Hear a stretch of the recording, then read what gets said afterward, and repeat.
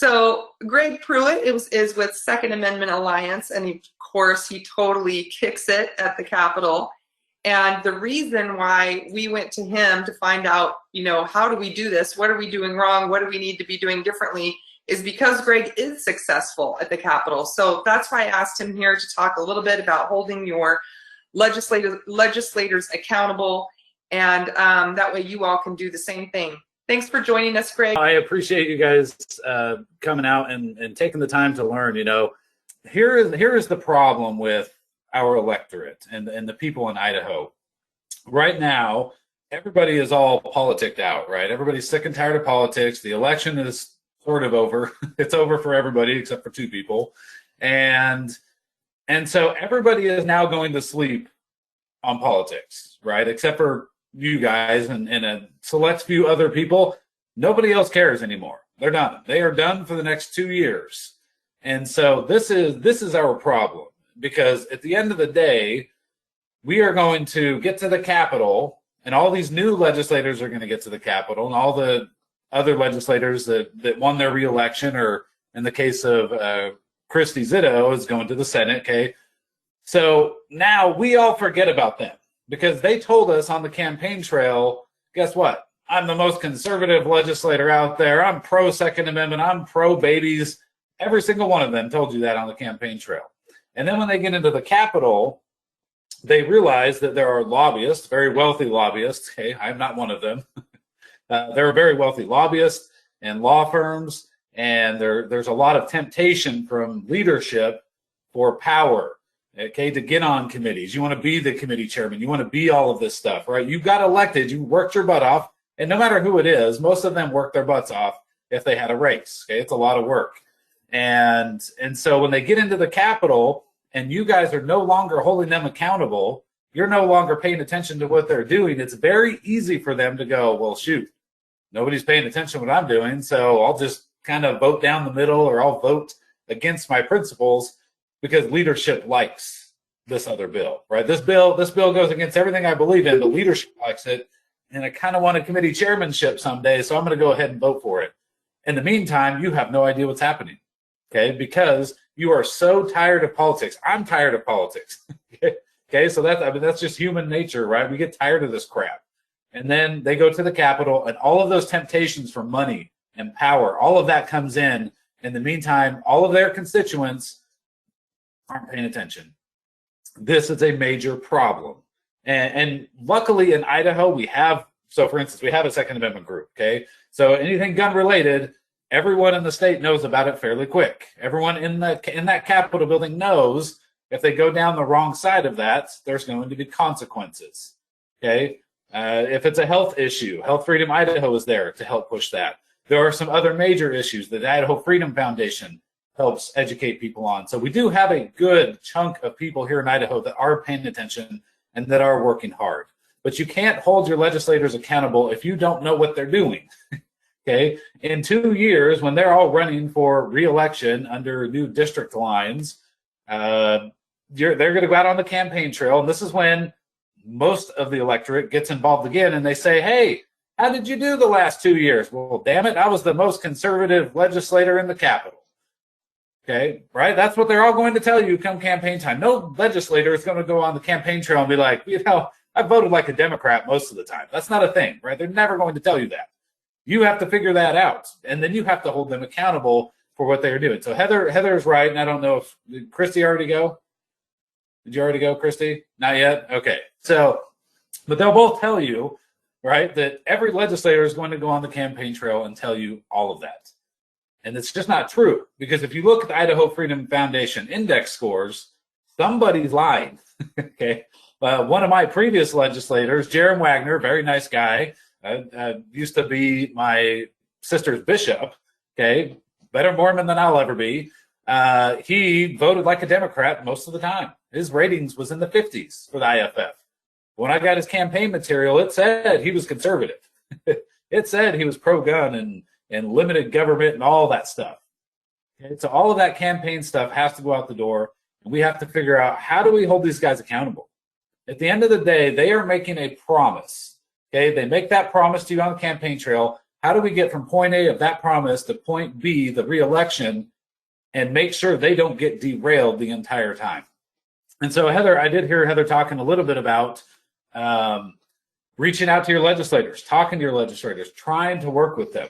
That is always plan A, okay? Plan A is you try to get them to do the right thing. You try to work with them to do the right thing. If you don't live in a district with a Christy Zitto or a Heather Scott or, you know, a Priscilla Giddings or a Ron Nate or a Chad Christensen or whoever, if you don't live in one of those districts, you got some work to do. And the problem is right now, legislators, most elected officials, not just at the Capitol, but across the state, they care about one thing and one thing only, and that's re-election. Okay. Normally I would ask you, but you're all muted. So, okay. They care about re-election. And that's human nature, right? You work your butt off, you win, you go do stuff at the Capitol, and you want to go back and do it again. So they try to do things that don't make their electorate upset. But if we're not paying attention, then they don't care, right? If you're not going to pay attention to all these votes that they're making to increase your taxes or to dump hundreds of millions of dollars into this failing education system, if you haven't reached out to them and told them, hey, you need to do this. Now, Heather is right in that you can build this relationship with them and try to get them to do the right thing. At the end of the day, you have to remember, though, on their minds is not necessarily, you know, your constitutional argument about why this bill is good or why this bill is bad. Their mind is, am I going to lose re-election if I go against whatever Monica is telling me or whatever David is telling me? Am I going to lose my re-election because of that? And if they think that they're not going to, most of them are going to vote for it anyway. Okay. If they don't fear losing their jobs from you or from a group, not a group necessarily like the ISAA, but a group of citizens within your community, within your district, they are not likely to change what they are doing. Okay. So there are some of these legislators that I think are good and have gone off the rails. And maybe that's because, like Heather said, nobody's reaching out to them, right? Nobody outside of a couple people or the lobbyists who have all the money are reaching out to them. And so that goes, again, to the electorate not paying attention and not doing their jobs and reaching out to these folks. Now, you have to understand, when you reach out to your legislators, again, present company excluded, outside of these Liberty folks, you are going to get a litany of excuses like Misty was talking about. It's just not the right time. The governor will never go for it. No, the Senate's a terrible chamber. You know, the Senate's going to kill all the bills. This, you know, you're the only ones talking about. I have heard every single one of them for the last 8.5 years. Okay, every single excuse you could possibly think of, I have heard it. Okay, we passed gun bills, and this is an 80% in both chambers. Republicans control 80%. So there is no reason that a gun bill should not pass, other than these Republicans are not who they say they are, right? And that goes back to accountability. We're not holding them accountable at election time. We're not holding them accountable while they're at the Capitol. We're not holding them accountable at the party meetings, okay, your district meetings or your central committee meetings or whatever.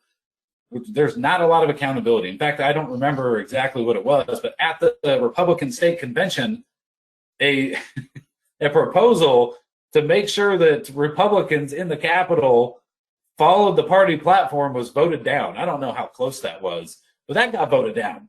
Like, the Republican Party does not want to hold itself accountable. And there's a reason for that, and that's because the Democrats are running as Republicans in our state. They're voting in our primary. And so, in my opinion, there's a lot of work to do.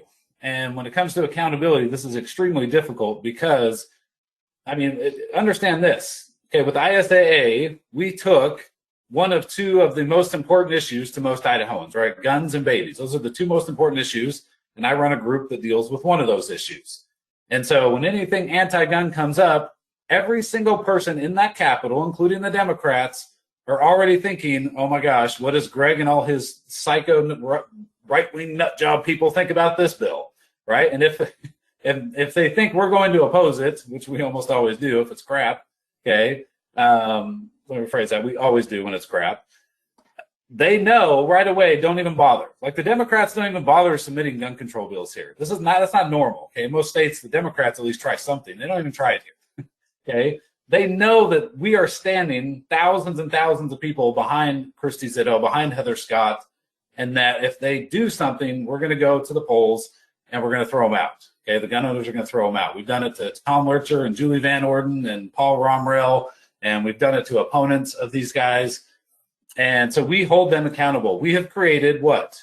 We have created fear within them that the gun owners are going to throw them out of office, and they don't want to get thrown out of office. Lurcher in particular was a huge victory for gun owners because he was a 32-year incumbent and chairman of the State Affairs Committee, which is arguably the most powerful committee in the House, okay? And so a 32-year incumbent and a state committee chair, and he got tossed out by gun owners. And so that sent a very powerful message that, hey, you know, you may not like me, you may not like my style of politics, but at the end of the day, if you don't help gun owners, we're going to make you pay for it come election time. Okay, so now we have to figure out how to replicate that fear. I'm just talking about political fear, okay, into all of these other issues. And it doesn't take a group as big as the ISAA or as big as HFI to do that accountability. It doesn't take that big of a group. I promise you, if you and 30 other people in your district are constantly, every single day, watching these legislators, if you're calling your legislator and saying, don't you dare vote like this, right? Don't you dare go against what Heather Scott did. If you're constantly doing that, they're going to understand, oh crap, you know, if I don't do what these 30 people are telling me, which represents a larger portion of my district, then I may get thrown out next time. And none of them want that. So, I mean, that's, for me, that's kind of it in a nutshell, guys. I mean, that's the very short and condensed version of what I would normally teach in a class. But it's paying attention. Yes, first reach out. Try and do everything you can to get them to do the right thing by building a relationship with them. But I just, in the back of your mind, just understand that you can build that relationship, and sometimes, like Misty said, they'll lead you down a rabbit hole on purpose. That happened to me the first 2 years I went to the Capitol. They were just leading me down a damn rabbit hole. Heather remembers this too. So actually 3 years, they ran us down a rabbit hole. It's like, oh, we'll go do this. Well, now go do this. And yeah, go ahead and try this and try this and try that. If they start getting down that road, you'd have to call them out on it and say, hey, look, this, I know how the process works. Greg told me how the process works. See how that gets you. Okay. And, you know, I know you're just trying to lead me down the route. All I want is a hearing. Let's just have a hearing. Let's have a public hearing on this issue and hold them to that. And if they still lead you down a rabbit hole, say, look, I'm not happy with what you're doing. And if you keep doing this, I'm going to get some other constituents involved and we're going to have some problems. And then that's when all the excuses and everything are about to come out. Don't give up, hold them accountable, and don't let them off the hook. Do you have any questions? Hey, Greg, you've got a couple more minutes. Can you talk about a lit drop and when and how to do that? Yes, lit drops, my favorite. So the Tom Lurcher, he was one of the first ones we ever did this to. Actually, no, it wasn't Tom. It was during an election. We did a lit drop on, I can't remember his name. He was a city council member in Emmett. And basically, he had gone out and opposed a pro-Second Amendment ordinance that we had put up in Emmett, which was actually, all it did was bring Emmett in alignment with state law. And so this guy was like, I'm not going to do it. I don't care. You know, I'm going to vote against this. He hated guns. I went and testified at this hearing, and he was literally sweating, and he wouldn't look me in the eye as I was up there talking to legislators and stuff, or excuse me, to city council members. And he wouldn't look me in the eye because this guy was so terrified of guns. It was hilarious. And so I think I actually, in that meeting, I think I said, Frey, Stephen Frey, I think was his name. I said, look, man, I don't know what you're sweating for. I'm an Iraq veteran. I'll take a bullet for you to defend your life, you know. And then he didn't really think that was as funny as I did. But so what we do is we get a piece of paper. In this case, we actually splurged and got some cards. But usually we just get one piece of paper, pink or yellow or green or, you know, something bright that people can see. And we'll put the legislator or whoever, city council member's name on there, and just a quick blurb about this is what they are doing, this is what they did, here's a bill they voted against, and then what we'll do is we'll go down to their city or district, and in Tom Lurcher's case, we went to like 6 cities, and we shot videos in every city with these pieces of paper and said, hey, we're here today in Soda Springs, we're here today in Malad, or Preston, I think it was Preston, and a few others, And then that information has their phone number on there to the state capitol, okay, or to the city hall or whatever you want to put on there. And then all you're doing is creating this opportunity for them to understand how serious you are. Because I promise you, and I know because they always complain when I do this, but when you go down to their district and you pass out 5,000 flyers with their name on it and their number saying they're blocking a pro-gun bill or whatever it is, and then you distribute that all over their towns and their district, they're not happy, right? But they also know that 5,000 people now understand within their district that they were not doing what they promised to do on the campaign trail, okay? And now a lit drop is kind of our last ditch effort, like, hey man, we're giving you the chance to do the right thing. You're not doing the right thing. Now we're going to make you pay for it. In the case of the Emmett City Council member, I don't remember how many, there was like 3,000 houses in Emmett, and we gave everybody in Emmett this flyer. We were walking around in the snow for like days and passing these flyers out. And election time came, and the guy hadn't been challenged, and out of 6 candidates, he took dead last. And he got tossed out of office. So, but we've done that to Lurcher. We've done that to a number of legislators.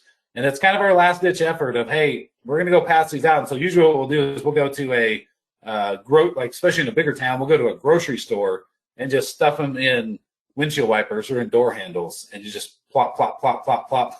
You don't care if they're Republican, you don't care if they're Democrat, but when they see on video that you're out passing out those flyers, they immediately understand, oh crap, you know, they're not buying my excuses, they're not buying any of the stuff that I'm trying to feed them.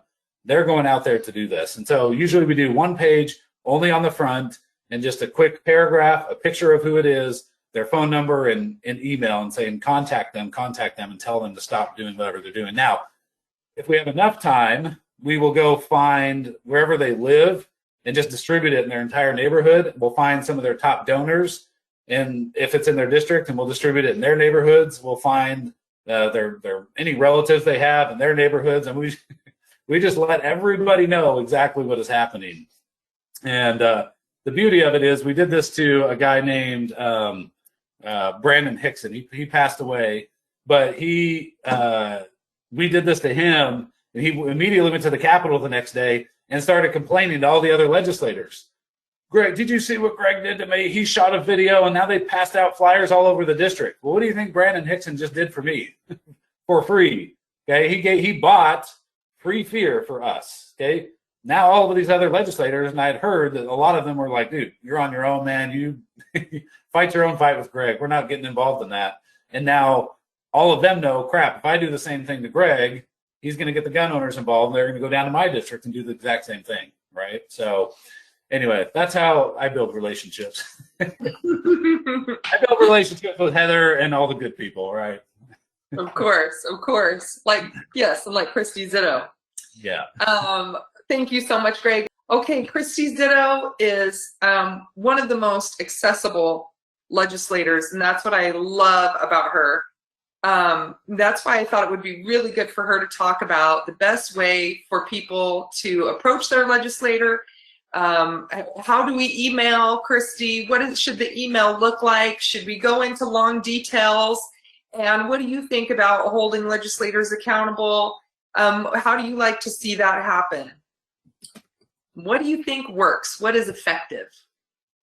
Well, I think what is effective is different for every legislator, but I know for me, and this has got to be pretty close across the board, I'm just a person just like everyone else. So talk to me just like you would anybody else. Talk to me like you would if you were going to go over across the street and talk to your neighbor about their dog that barks all night long or something like that. Now, granted, if the dog's barking all night long and you haven't slept, you might be not in the best mood when you get there. But be that as it may, your legislators deserve your respect. And something that I really respect when someone comes to me to talk to me about an issue, and I get calls from all over, you know, every district except like Heather's district and Ron's district and stuff like that. Those people know they have a legislator that's accessible, so they don't. But I get calls from people all over. But if you have a problem, and I did this when I was on the school board also, because people would come to you and they'd say, well, this needs to be fixed and that needs to be changed and this just isn't right. And I would say, you know, that's great. I can see what you're saying, but bring me the solution to the problem when you bring the problem. Don't just come to me and drop it in my lap and then go off on about your merry way and think that it's my job to fix it all and make it better. Because there's, I don't know how many million plus citizens in the state of Idaho, and I represent my district. I represent the people in my district, and I'll work for people outside of my district. But you have to come to me with the solution to the problem.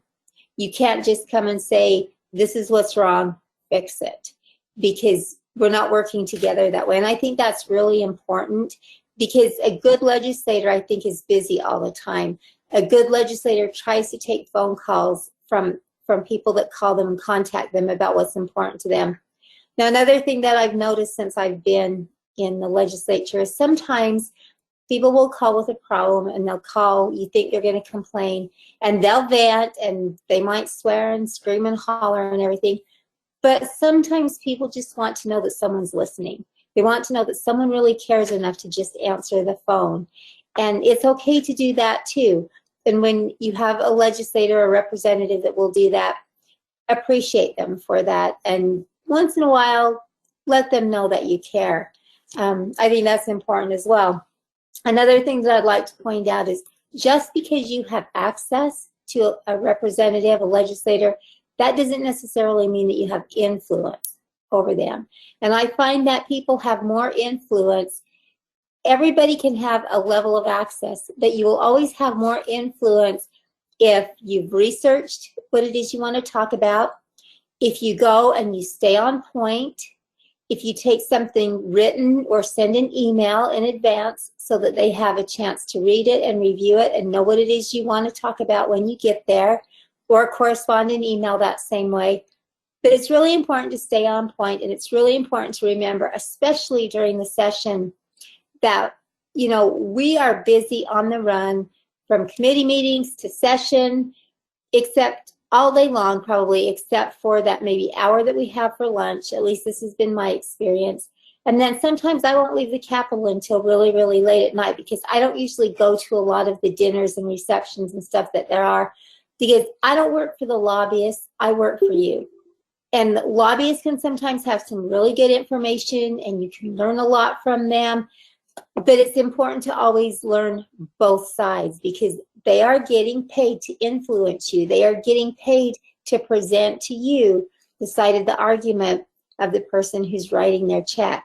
And that's important to remember. So when you hear something that's coming up, you have to follow what happens in the legislature so that you know this. Then if you don't agree with it, it's important to get good, valid, real information to your representative so that they have both sides of the argument, so that they can see both sides of an issue. And I think that's important as well. And be respectful of their time. So what was the other thing you wanted me to, oh, why is it important to hold them accountable? Well, when I decided to run for office, there was my daughter, one other gal, and a couple of, just a real close circle. And we made a pact with each other that if I started to get off the path that we had set, and if I started to get away from the goals that we could see, you know, obeying my oath of office, we have a list of things when I look at legislation, you know, just because something's moral or legal doesn't mean it's moral. Who does it help? Who does it hurt? Who's it going to cost? And so every piece of legislation gets laid against those, gets measured against those 7 rules.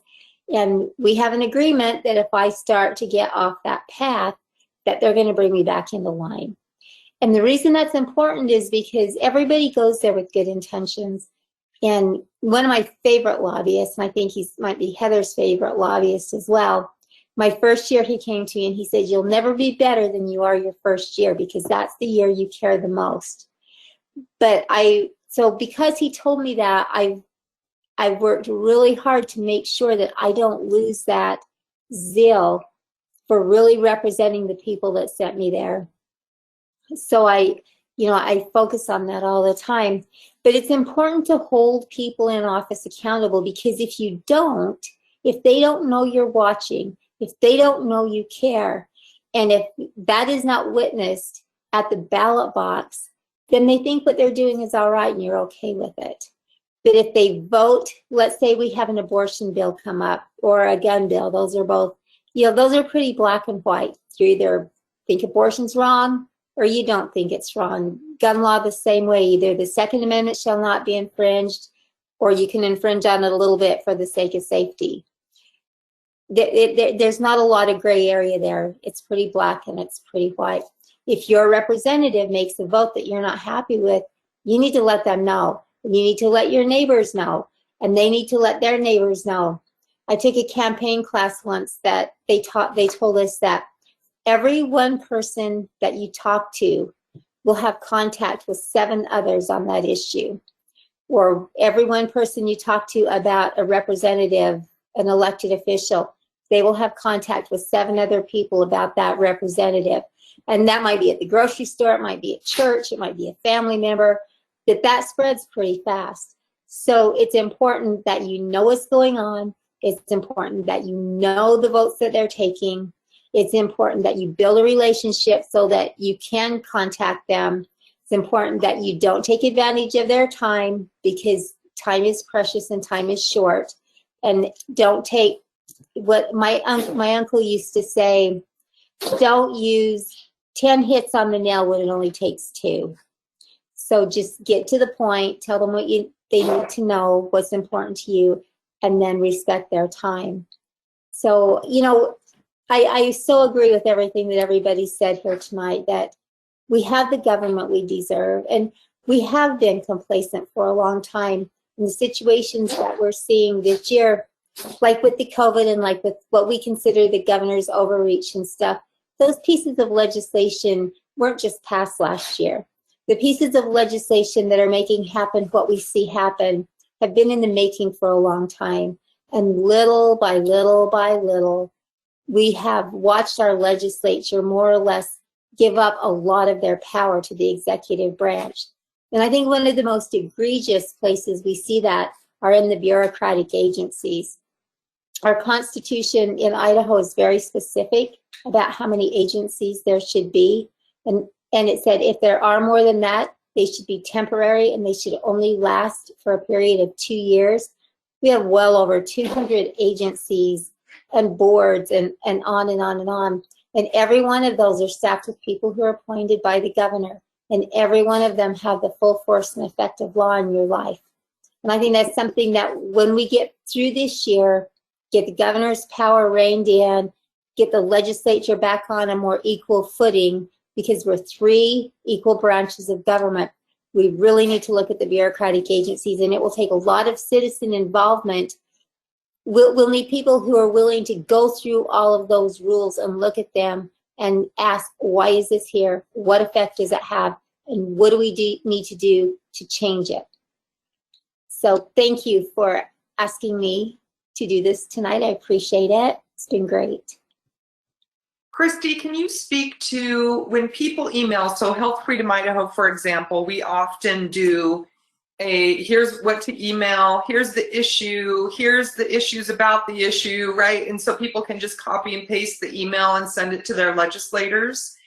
How do you receive emails like that? Because of course, people don't know what to say and they'll say, well, what do I say? And so then we'll give an example email, they'll copy and paste it. We always encourage them to start it off with a little bit of their own, input of how it would affect them personally.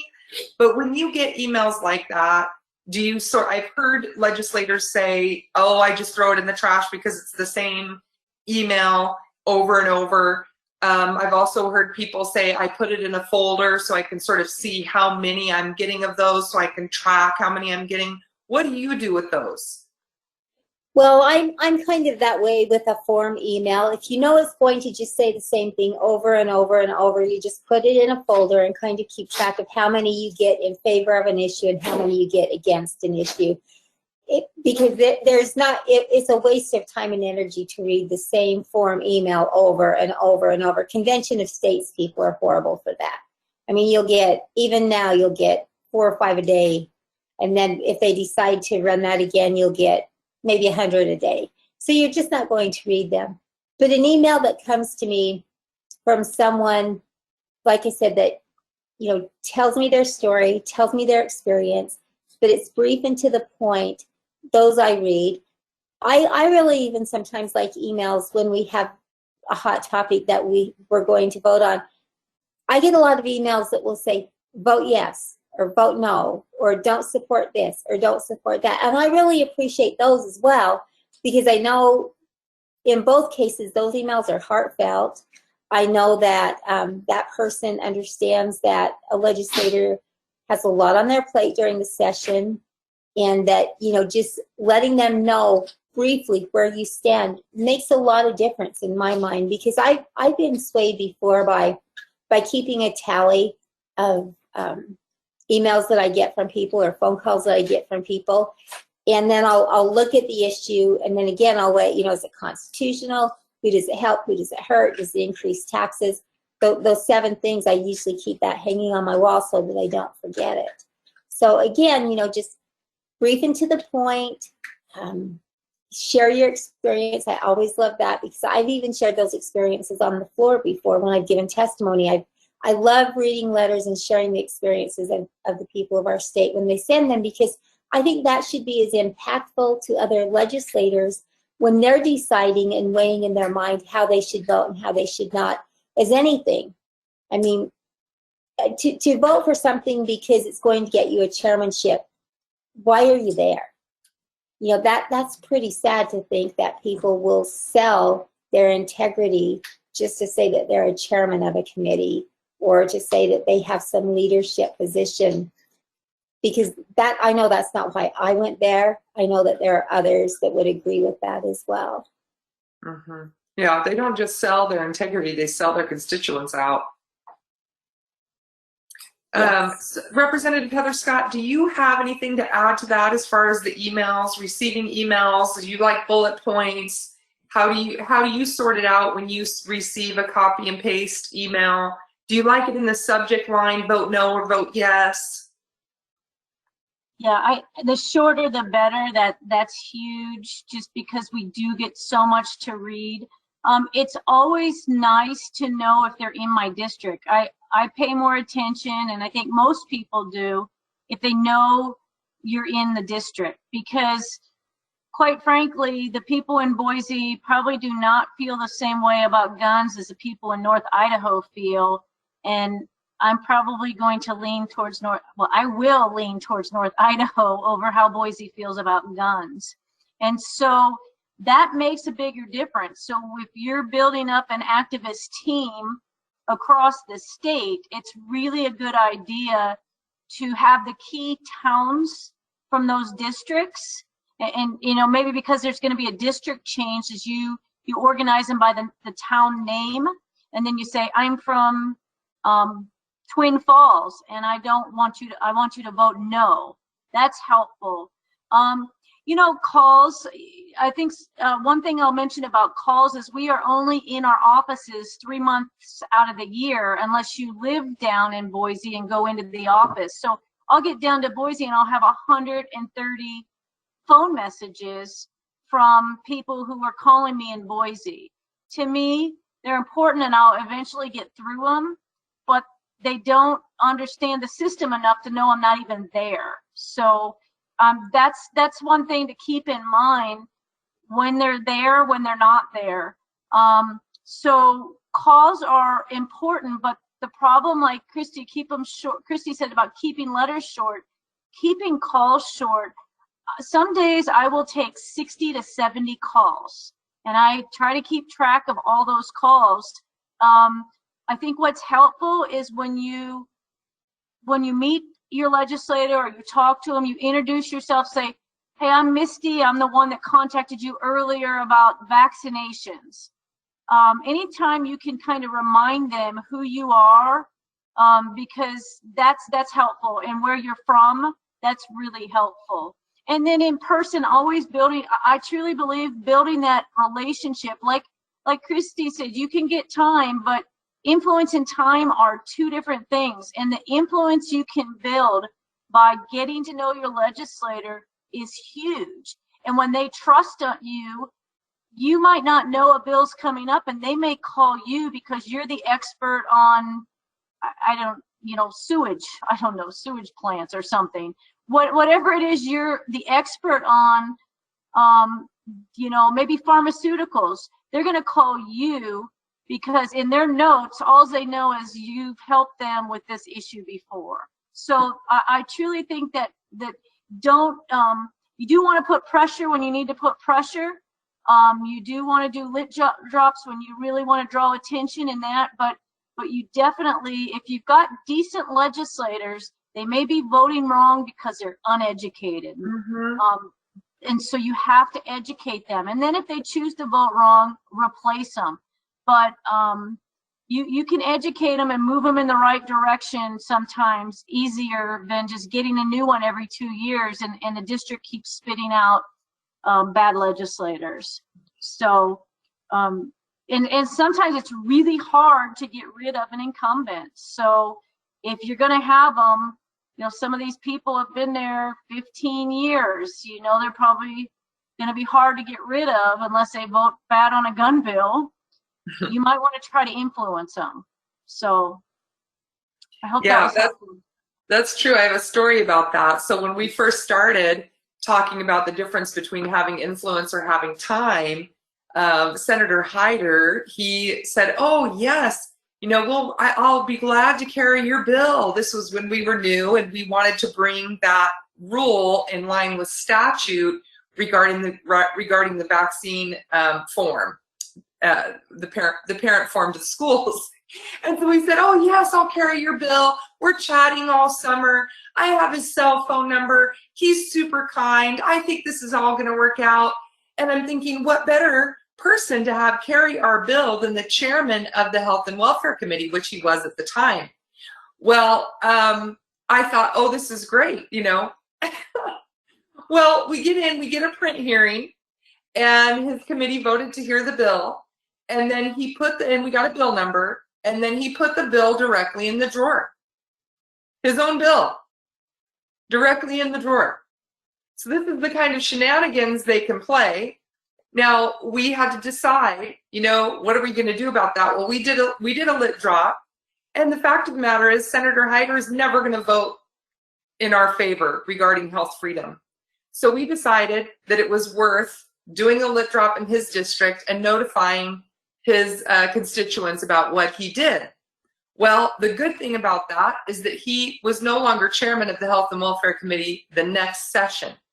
So that was effective in one way.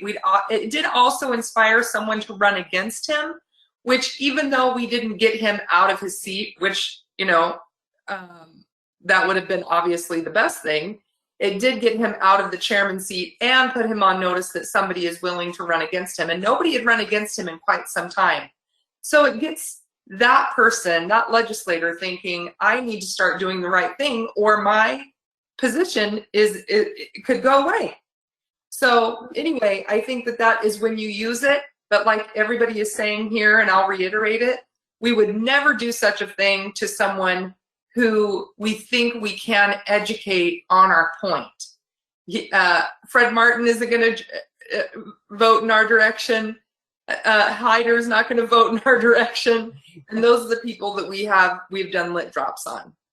But we have other legislators who may not always vote on the side of freedom, but would actually be willing to hear what we have to say about, say, the vaccine issue.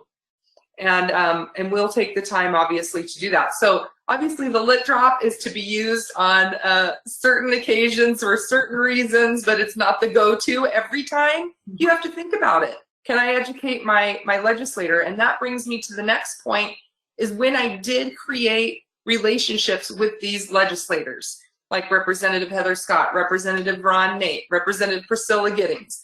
When I created relationships with these legislators, I noticed that they opened and read my emails. And before I had those relationships, I felt like I was sending emails that was just going out into the abyss. But because they knew who I was and they'd see my email and they'd go, oh, Misty, yeah, well, what does she have to say about this bill?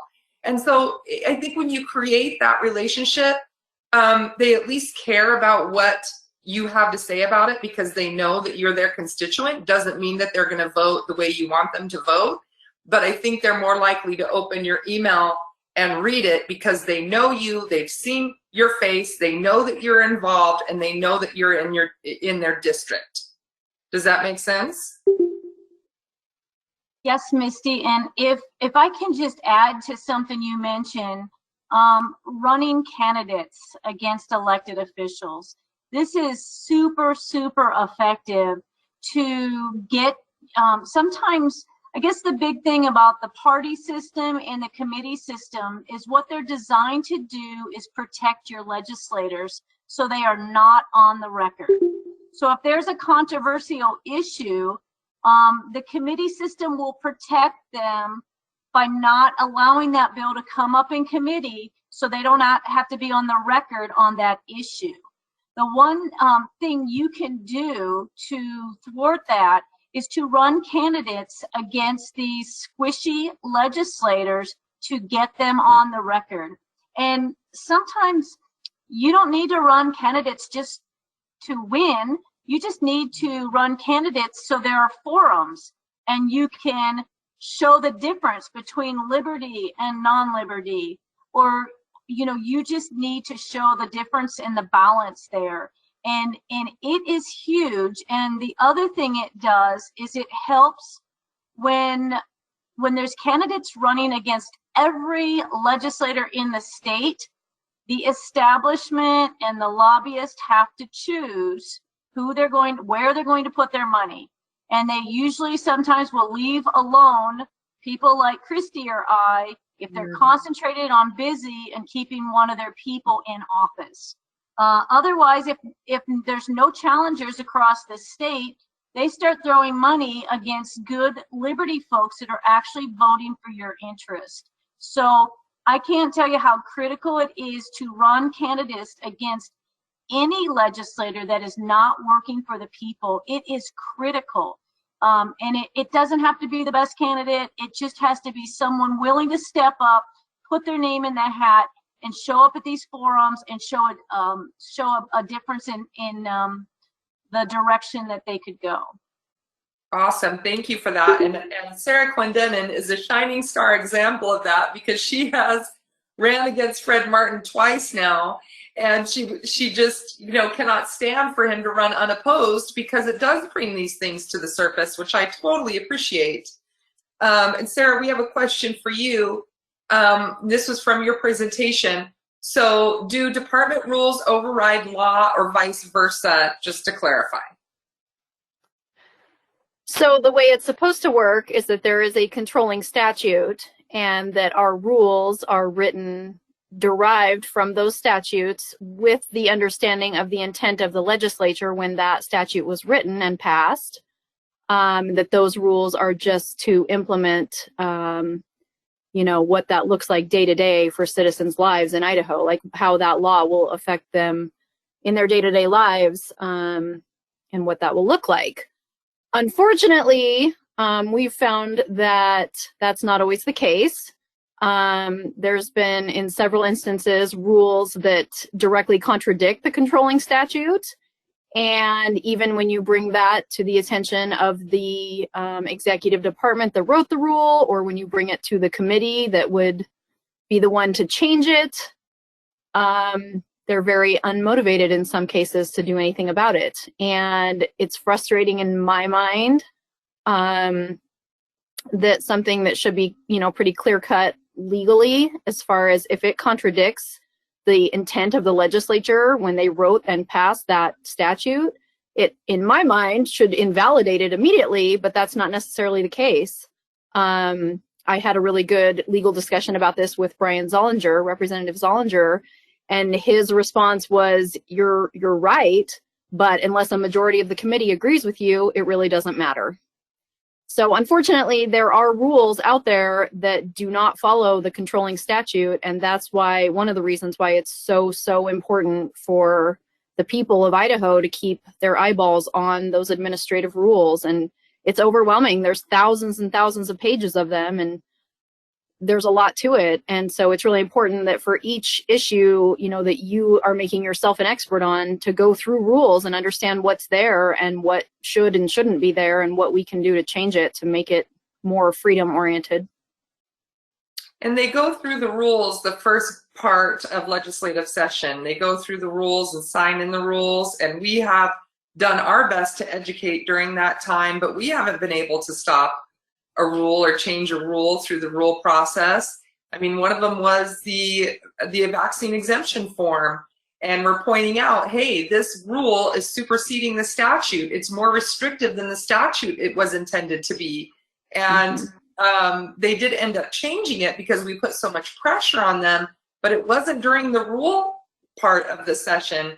The other one is the meningitis vaccine that says that it's for 12th grade students when we only have an exemption for child of school age. So now we've got a rule that's not in line with statute, and even though we brought that to their attention during the hearing, they didn't fix it. So it is a frustrating experience, the whole rule thing, because we've got all these crazy rules that are not necessarily in line with statute, and getting the legislators to do something about it is like pulling teeth. But for the department to do something about it. Can I add something here to that? Just so the rulemaking process is a challenge because the rules are reviewed a third of the rules in each department are reviewed in rotation. But the problem that we have is even if you have a rule that you don't like or that you don't think fits or whatever, unlike a law that has to pass through the House and then pass through the Senate and then be signed by the governor, which the rules shouldn't be signed by the governor because they're basically his rules because bureaucratic agencies are his. In Idaho, if the House says no, but the Senate says yes, it remains a rule. And that really does need to change because the House should say yes and the Senate should say yes, just like if we were right, just like when the bill was written. And that's part of the problem that we have because we have seen the agencies end run. We had that happen in state affairs. I don't think it was this last session, but the session before. And I think Representative Crane, I can't remember if Heather was going to go to the meeting, but we had arranged after we found a rule that we didn't like in committee, we had arranged to go visit with them on the Senate side and the agency that the rule came from. And we really got the end run on that one. But you know, we tried, but where it doesn't take the House and the Senate, it only takes one body to approve those rules. It's a tough deal because they'll know what committee's sympathetic to their rules. They'll know who they can work, who they can get on their side, and the agencies, I think, put a lot of time and a lot of effort into making sure that they hold on to that power. So that's something that really needs to be fixed. It really does. Thank you. How do we fight? Here's another question. How do we fire up people to challenge or run against them? I'm thinking must be against bad legislators. And I think the lit drops help with that. People getting out into those people's district and saying, hey, they've done this wrong and this is not constitutional and they're not listening to the people. And I have seen that work several times where somebody gets, you know, riled up enough and feels inspired that this has got to stop, and then they run. Do you have anything to add to that, Heather? Well, you've got to look at their voting record, and you have to show a track record. I know when I first ran in my district, I used the Freedom Foundation's map. And there's a really good graphic. Graphics are huge. And I could just show, I said, you know, our area is growing government. All these other areas are, you know, growing freedom. How can we, you know, why are we doing this? Do people want more government in Twin Falls, or do people in Pocatello want more government? Because that's what you're voting for. And here's why. And you have to identify 3 or 4 really, really bad votes that your legislators have voted. And trust me, there's about 30 or 40.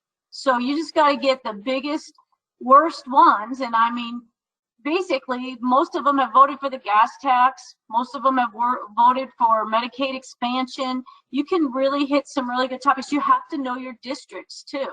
So you want to hit things that you know your district, you have to know the district. And so, but to get a good candidate, I mean, to get a candidate or to get a good candidate, you need not only someone that is that would make a good legislator, you need someone who is electable. And so it takes a little bit of both, and they've got to be able to be in both of those worlds, which is, you know, running a campaign, being out in public and speaking, plus they're going to have to go and make good votes. And so that's kind of what you look for. A lot of times it's activists that start following these legislators and go, oh my gosh, I could do better than this loser. And that's what motivates them to go, I could do this. I mean, that's what, when I start looking at their records, I'm like, I can vote better than that. That's what, you know, that's what it takes. So you have to, they're not going to vote for new people because you guys are so great and you care about freedom and you're, you know, a fresh voice or whatever. They're going to vote because they're mad because the other guy is screwing up. And that's why they're going to do it. So you have to let people know how bad the people are screwing up. And I tell you, you go look at the direction our state's going. We are no different than California and Washington. We're just a few years behind them. And we're not any better. And a lot of people have moved here right now hoping that we're different. And I'll tell you, if they don't get involved and push back, we're going to be right where their states they came from are in about 4 years. So, you know, there's a lot of retired people. I think we need to get more veterans. If we can find veterans that they know what it's like to fight for the country, and the country's about gone. So, I don't know, you just have to always be looking for them, always write their name and information down, and always encourage them would be my things. And so if you find somebody that wants to run, or if you yourself wants to run, how does a person get started? Well, I'm glad you asked that. So if you find me 10 people, we will get you a candidate school. And if you can get 10 people in your area, we will set you up to go through everything with them and help mentor them so they know, you know, what to do and how to run for office. A lot of us have made a lot of mistakes, or, you know, I started with Googling, how do you run for office? So you know, you can learn a lot from people that have been elected. And I think if you get a group of people, we're going to be more than happy to get some more Liberty folks in there. So we'll be happy to come do a class for you. Awesome. Awesome. Does anybody know if there is a website or some way to find a list of the deep pocket lobbyists and companies? How do we find that information? You go to IACI's website, Idaho Association of Commerce and Industry, and those are the money boys. Those are the ones that are basically behind our governor and pushing all this crap, and they're the big money in our state. And then there's always the pharmaceuticals, but the best place is the Secretary of State site. You can download Excel spreadsheets and by the amount of money they've given. And the maximum they can give is $1,000, but a group like IACI can give $1,000 from IACI, and then they can get all 100 of their companies that are in their group to give $1,000, and that's how it works. That's an important thing to track, because during the primary this year, there were letters sent out from a really feel-good organization. It was either Sportsmen for Idaho or Idaho Sportsmen. And they campaigned, they sent letters out for 3 candidates in my district. I wasn't one of them, but they sent them out for 3 of them. And they sent them out for 1 candidate in 2 other primary elections. And somebody took the time to track that money back, and that money did track back to George Soros money. Came from the same place that gave money to one of the Democrat city council members in Boise. So, you know, that things like that are things that people that want to help, people that want to be engaged, you know, if you're good at spreadsheets and you're good at tracking stuff and accounting and stuff like that, it would never hurt to volunteer to track some of this stuff. There was a guy in northern Idaho that was doing it for a while, and he had a pretty cool website where you could go in and track all of this stuff. But it took financial resources to keep it going and stuff, and between that and his job, he just couldn't keep it going. But it doesn't even have to be a website. But citizens that want to be involved and engaged, not everybody has to run for office to make a difference. Activism is important. Things like tracking where the money comes from and where it goes and where it ends up. There are so many different ways that people can be involved that really have a huge, huge impact in addition to running for office. Running for office isn't the end-all be-all to have an effect and an impact. It really isn't. So, just even things like that, someone to take the time to track, where does this money come from? How did it get into our state? And then, let's make it public. Our citizens deserve to know when that Soros money, because anybody can start a PAC and you can name it anything you want. I mean, Sportsmen of Idaho, how much more Idaho can you sound than that? But for that money to go directly back to Soros funding, and I'm sure that it happens a lot. IACI uses their realtor PAC, and who knows what else. So these are important things that citizens could do if they, to be engaged and help and make a huge, huge difference. Oh, we're getting lots of thank you for your time, everyone, and thank you for the good information and the brilliant speakers. Of course, thank you so much for your time, ladies. We appreciate you very much. Good night, friends.